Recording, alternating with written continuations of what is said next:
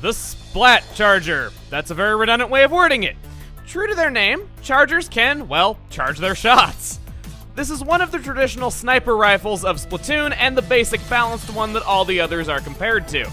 Charging a shot with it improves both range and damage, but reduces player movement speed. The movement speed while charging is determined by the mobility stat, a stat limited to this weapon class. The charge is lost when turning into a squid, and it also takes longer if done in the air, making jumping a lot more punishable.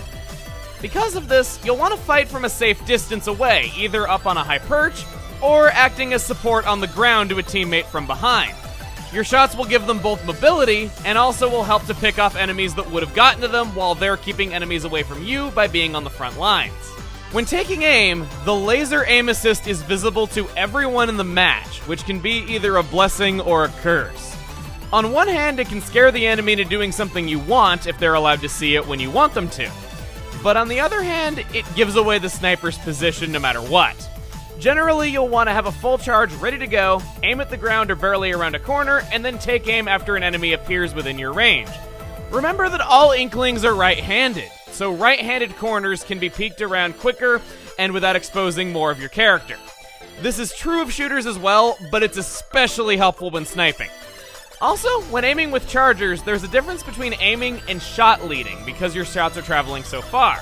If an enemy's movement is predictable, shoot where they're going to be when the shot gets there. Another option when aiming is by just simply using a warning shot, that while it'll miss, it'll cut off the enemy's escape for a few seconds with a long narrow trail of ink, and that allows their movement to become predictable while they're trying to get away.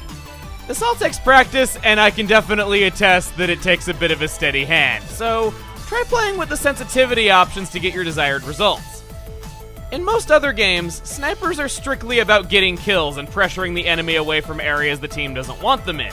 And that might be true here, but Splatoon is not any other game.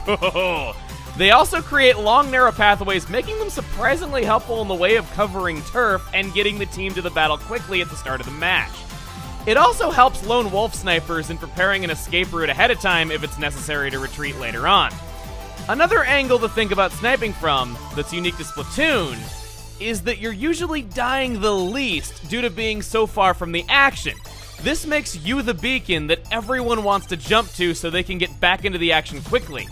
Maintaining survival when the team is falling is key to playing the role well and keeping the team in the game.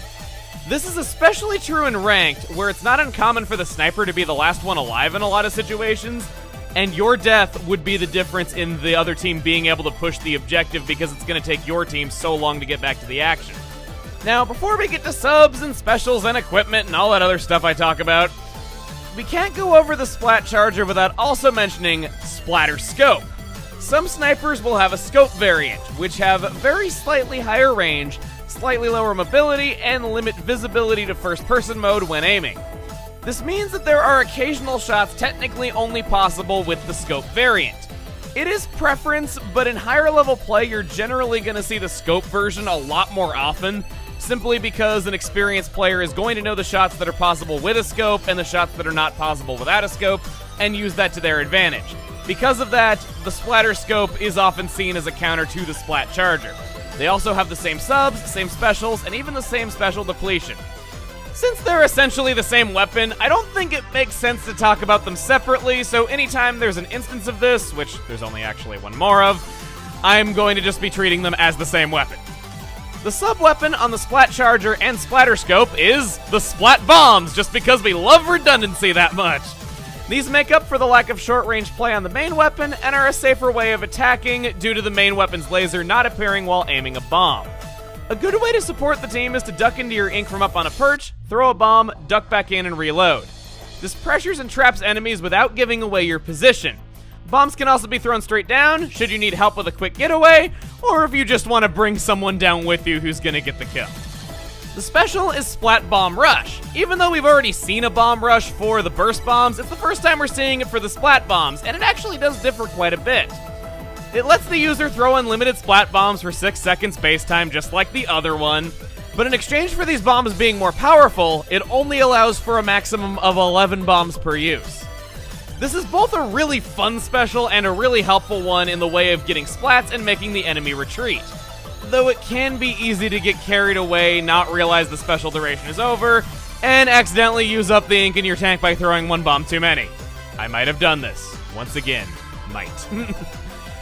Despite what one might expect at first glance, since the turf coverage isn't too bad on the main weapon and splat bombs themselves are also going to grant points, your special will come up at least a couple times per game if played well. The set is very well rounded, and those who like the traditional sniper class in other games are likely to get into this, especially on turf wars and in splat zones. For the equipment, I want to give a special mention to Damage Up. Damage Up works very differently on chargers compared to other weapon classes. To reiterate, Damage Up is stackable and it increases damage, but it will never reduce the main weapon's minimum number of hits it takes to go from full health to death. Splat Charger's regular attack always has the potential to one-shot, it's just based on how much you've charged it. So Damage Up will decrease the amount of time it takes to charge up to do 100 damage and get a kill. I recommend just going into training mode with different amounts of Damage Up and testing it out, seeing how much time you actually save on the charge until you find the sweet spot that works for you. And even better than that, with enough Damage Up, a Splatterscope is able to get a one-hit kill without having to go into first-person mode. For the alternate version of this weapon, we have the Bento Splat Charger and Bento Splatterscope. I don't know what you're talking about. That's the only one we can unlock just through leveling up. Yeah, so we'll go over that one now. Has the same stats, but it has medium special depletion. Its sub is the Splash Wall. On a Splat Charger, it's a little bit unorthodox again, but not bad. It grants better defensive capabilities, allowing for aiming and shooting safely from behind it. It also serves as a great getaway tool for a sniper, either as something to super jump away from behind, or to throw down while swimming away.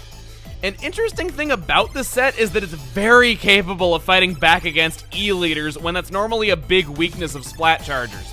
The Splash Wall gives it something to hide behind as it approaches as well.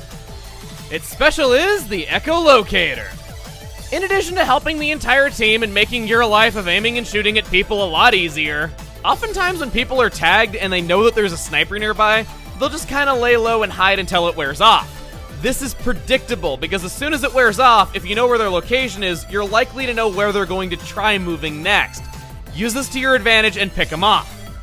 If you want to try playing a sniper, but you're not that good at it, this is a great weapon to train with. The Splash Wall gives you a bit of a lifeline, allows you to make a bit more mistakes, allows you to aim and shoot from a bit closer up. The Echolocator is just all around a good training tool and helps the team in general. If you're running Damage Up and Tenacity, this is an excellent weapon. And yeah, I do see people play it in high-level play, so I'm not going to recommend it only as a training tool, but it does a damn good job as a training tool.